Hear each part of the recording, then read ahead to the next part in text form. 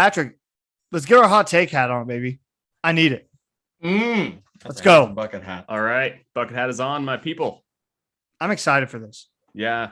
We all love college football. Everyone loves it. I mean, we live, breathe it, we die for it, sweat for it.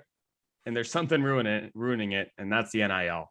I'm all for players making money, but the execution of how the NIL would work or should work was just piss poor. And they didn't think about things like they should have thought about things. And I just want to keep it real high level. I think there just needs to be an NIL cap for each team. That's my hot take of $4 million. You can pay your QB that $2 million, but there's got to be a cap. It needs to be regulated, and team like it's just not going to be good for the sport if we continue on this path. I like. Are you done? I'm done. Okay. I like where your head's at with the cap, and it makes the most sense, but it's going to be hard to tell these schools that you can't pay certain guys. Like you said, say your quarterback is going to require you to pay $2 million. Well, like, are you going to pay the third string linebacker who you promised $100,000? Or like it kind of snowballs. You know what I mean? Next year when a coach calls him with a $3 million offer and says, "Hey, come play for me now." $1 million is a lot, you know? I mean, they could do that right now, though. Cap or no cap. Someone is doing that right now. Right. Cap or no cap. And let's talk about that. Bang. Oh, hey, Segue. That was a great segue. But before we do, let's stop the segue. Let's stop the segue. You know, I'm back, baby. This is what I'm here for. Love it. Roadblock. This really reminds me of a movie that I watched, and this is my third must watch of the week. Go ahead, Ryan. Guys, have you ever seen Draft Day? Stop. No. No, I was gonna say I like where your head's at, Pat. To me, I don't know if a cap is gonna work, but like if we're gonna pay these guys like this, I think there needs to be some sort of like contracting in place that basically says like you have to like basically you're like 3 years here, you're going to be paid like X amount and you're gonna stay here. You can't just leave. Like with the Quinn Ewers situation at Ohio State and then back over to Texas. I mean, the dude made $2 million to not play a snap. So you think the NCAA should regulate this? Yeah. You can't leave if you get an NIL deal?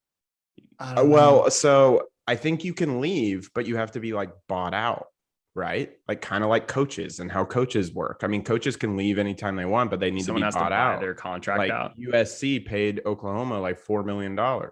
Essentially to buy out Lincoln Riley's contract. Well, and you have NFL players who get their contracts bought out. That's a big deal.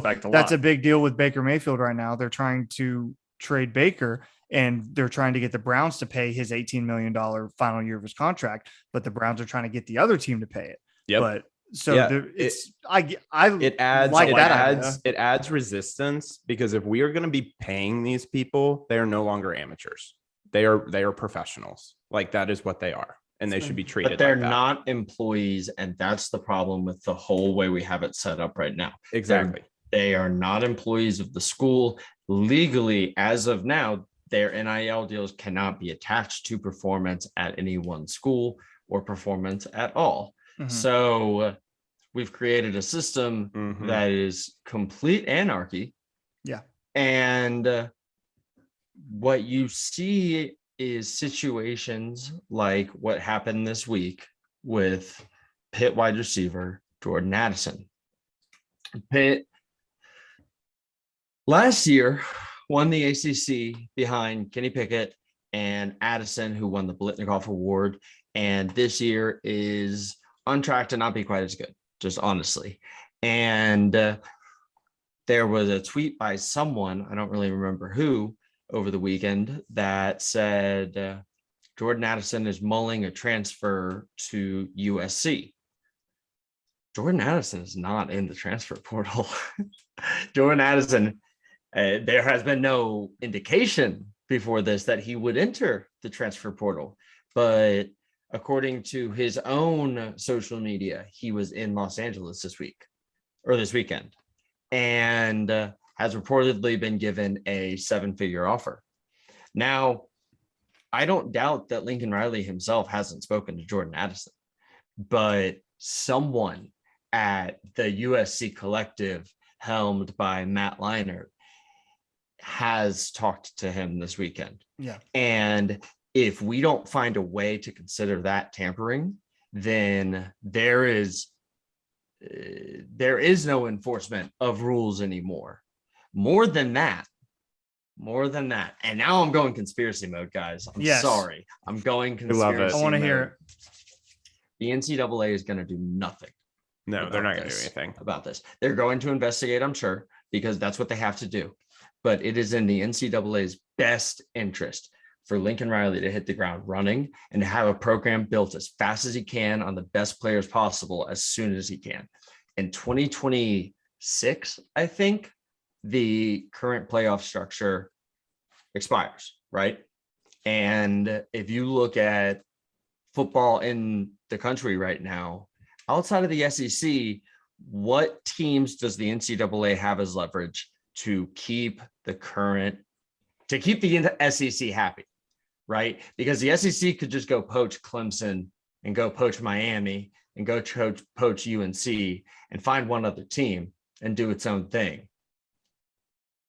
Mark Emmert just left. Bob Bowlesby is leaving. You've got new guys in all these other conferences. I don't think Greg Sankey is going to take it anymore. And the SEC or the NCAA is going to need some power players. I think they're going to let Lincoln Riley do whatever he wants and hope that he makes USC into the powerhouse that they hope he's going to make them into. Gan, what do you think? I think everyone hit good points. I just think there's no enforcement of the rules. Tampering is going to happen, not just at USC, but all the big schools, right? Because just like, for an example, Jordan Addison had a fantastic year, won the Blitikoff against a lot of good wide receivers last year. I mean, we just saw how many wide receivers got drafted in the NFL. He won that award over all of those. Mm-hmm.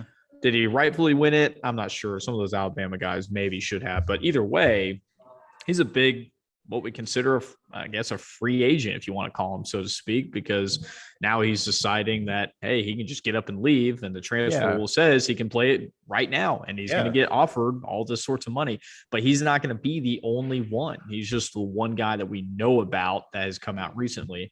I'm sure there's plenty of other players that we don't have any idea about. They're just going to do the exact same thing. So like Mark said, there's going to be no enforcement. How do you enforce it? I mean, what rules do you put in place to stop it? I don't see how they do it. It's free agency without the one thing that keeps the free agency like going, which is like contracting. Mm-hmm. Like, I mean, you can't have this universe where people can jump around depending on how much they can get paid, and no one can control it because it's exterior. Like, it's not like affiliated with the school.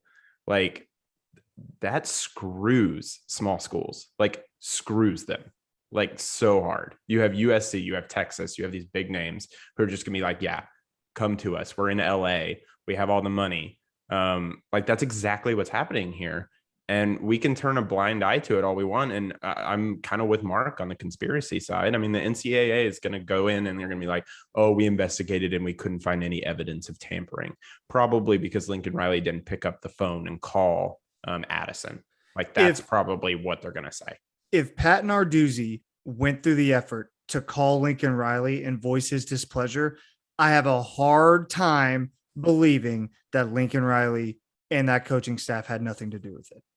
If Pat Narduzzi, who is a guy who's been in college football for a long time, called Lincoln Riley personally to voice his displeasure. This is multiple reports, by the way. This isn't coming from me. This is multiple credited reports. And Pat Narduzzi is so upset by this, then there's something that stinks to high hell about it. And I guarantee you it's not above board. Is that the Pitt's head coach or the AC? Yeah, Pitt's head coach is Pat Pitt's Narduzzi. coach. Okay. Yeah. So I think this is the one point that I have for this whole NIL thing. I think NIL is going to be super important in the coming years, but it cannot be the only thing that your program does. I think the programs that are going to win national titles are going to be built on hard-nosed football like Nick Saban and like Kirby Smart teach. Will NIL be a large part of their program? Absolutely. But the schools like Texas, who make it their entire identity, the schools who like USC are going to make it their entire identity, will not succeed in a world like that. You do not get the right players in your program if all they're focused on is themselves. That's why what Brent Venables and his staff are building right now is what makes me feel way better about where we're at as opposed to where other schools are at. So NIL is important. I support any of these players making money with their likeness, their image, all that stuff. But any school that hitches their wagon to the NIL train and that's all they got, they're doomed. I'm telling you right now, they're doomed. That's a great point. That's a great. At some point we got to just call these guys employees and tie it to the school. You know, maybe not to performance, that's fine, but tie them to the school. And then if you want to transfer, that's cool. But There's a buyout. you're signing a deal with that school now. We don't pay you anymore. Yeah. Agreed.